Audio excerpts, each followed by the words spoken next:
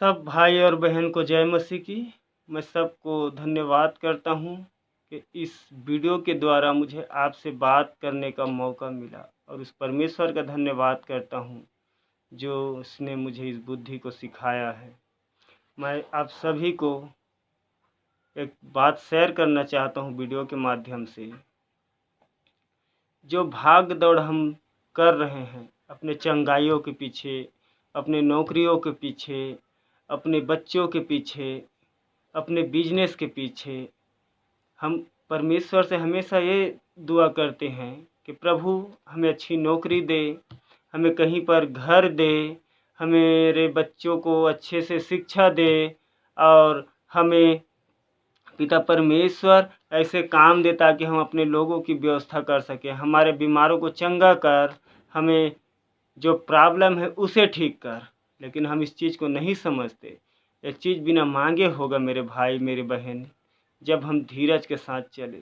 जैसे यीशु मसीह हमारे लिए पृथ्वी पर आया और धीरज के साथ रहा, धीरज के साथ वो प्रार्थना करते थे हम लोगों के लिए, हमें छूते थे, हर एक बीमारी से हमें चंगा करते थे। हमें धीरज के साथ रहना है, धीरज के साथ चलना है, और धीरज के साथ मांगना है। हमें मांगना अच्छा बात है, मैं ये नहीं कहता कि तुम किसी चीज़ की वस्तु की मांग मत करो, लेकिन परमेश्वर वचन में कहता है, हम देखते हैं यूहन्ना 15:7 में, यदि तुम मुझ में बने रहो, परमेश्वर का वचन कहता है, यदि तुम मुझ में बने रहो और मेरा वचन तुम में बना रहे तो जो चाहो मांगो और वह तुम्हारे लिए हो जाएगा। हालेलुया, प्रभु की महिमा हो इस वचन के द्वारा। तो हर एक बहन और भाई से मैं ये कहना चाहता हूँ, पहले तो हमें परमेश्वर के वचन में धीरज के साथ बनना है, ताकि हमें जो अंत के समय में जो भेड़ कलीसिया से उत्पन्न होगी, उस चीज़ में हमें फंसना नहीं किसी को। क्योंकि जब वचन को हम खाएंगे, हम पिएंगे, तो प्रभु वो हर एक चीज़ को देगा जब हम उसका प्रिय बेटा और बेटी बन के मांगेंगे। क्या वचन नहीं कहता कि तुम बुरे होकर अपने बच्चों को अच्छी वस्तुएं देना जानते हो, तो मैं क्यों नहीं, मैं तो परम प्रधान परमेश्वर हूँ। तो इस चीज़ को हमें सीखना है, क्योंकि हम देखते हैं, पास्टर जी मेरा गला बहुत दर्द कर रहा है, पास्टर जी मुझे वो प्रॉब्लम है, पास्टर जी मुझे प्रॉब्लम है। और हम अपनी चंगाई को देखते हैं, जब प्रभु के दास के द्वारा प्रार्थना किया जाता है और प्रभु का आत्मा हमें छूता है, तो हम ठीक होते हैं। 2 दिन हालेलुया धन्यवाद परमेश्वर कहते हैं, क्योंकि ये मेरी ज़िंदगी में हुआ है। इसे आप मेरा गवाही भी समझ सकते हैं। ये मेरी ज़िंदगी में हुआ है, क्योंकि मैं 17 साल, बपतिस्मा के बाद 17 साल मैं अपना ज़िंदगी बर्बाद किया हूँ।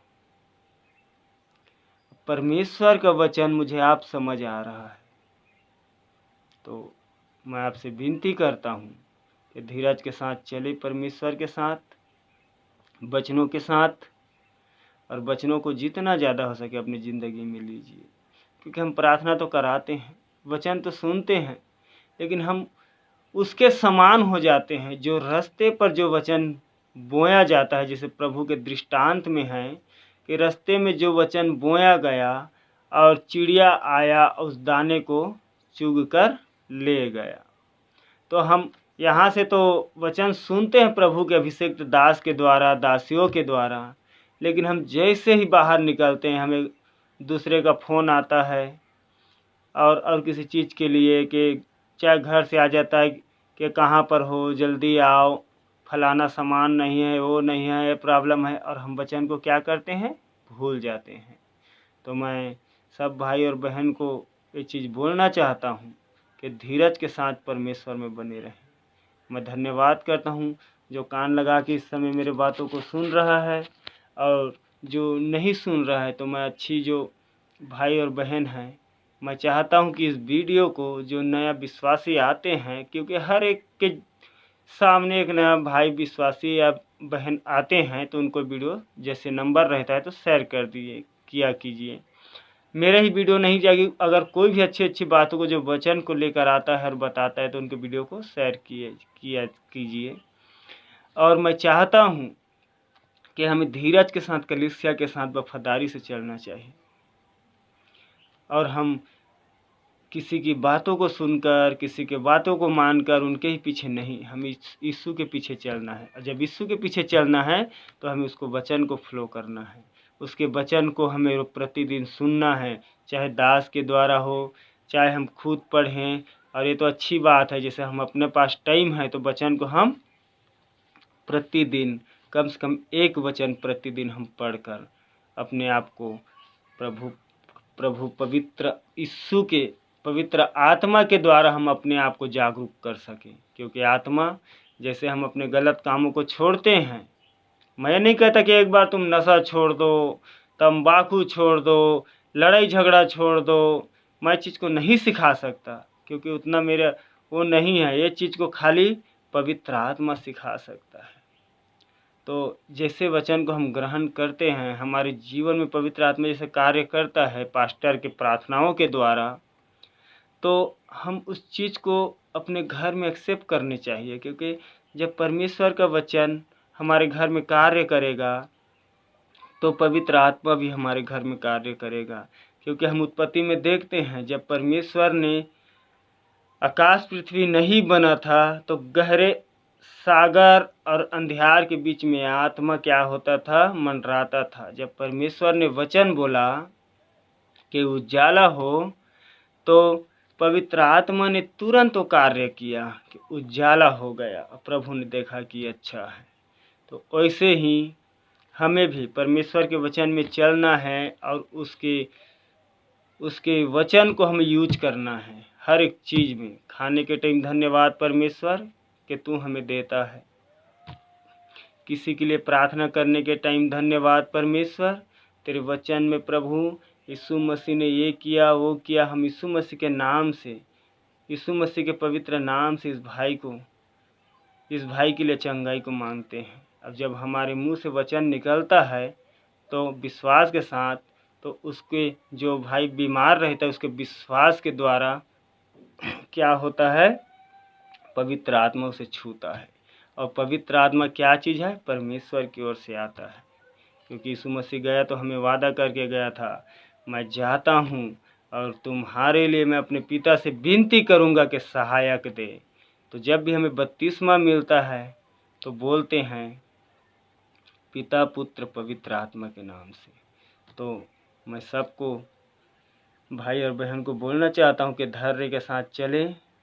आत्मिक जीवन में बढ़ने के लिए वचन जरूरी है, बगैर वचन के हम कुछ नहीं हैं। ऐसे ही हम प्रार्थना करेंगे कुड़ुंग मुड़ुंग तो ये चीज़ परमेश्वर नहीं सुनेगा। क्योंकि वो प्रतिदिन हमारे कामों को देखेगा, हमारे व्यवहारों को देखेगा, हमारे शारीरिक पापों को देखेगा, आत्मिक पापों को देखेगा। तो प्रतिदिन अपना सर झुकाकर हम यीशु के पास क्या करना है, माफ़ी मांगना है।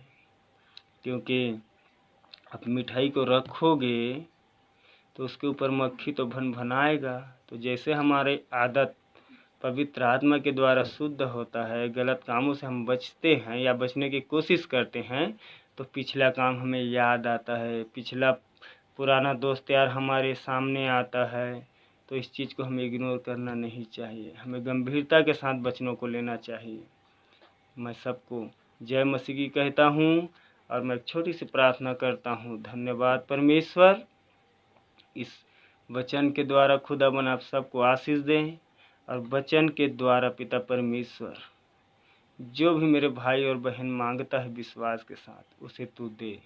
और सब भाई और बहन अपने अपने कलीसिया में वफादार रहे। क्योंकि जब भी यीशु मसीह आएगा तो हमें बादलों में अपने अपने कलीसिया को उठाएगा। और कलीसिया क्या है, परमेश्वर का, यीशु मसीह का दुल्हन है। मैं धन्यवाद करता हूँ इस वीडियो के लिए जो आप सुने। यीशु के नाम से मैं धन्यवाद करता हूँ प्रभु यीशु मसीह के नाम से।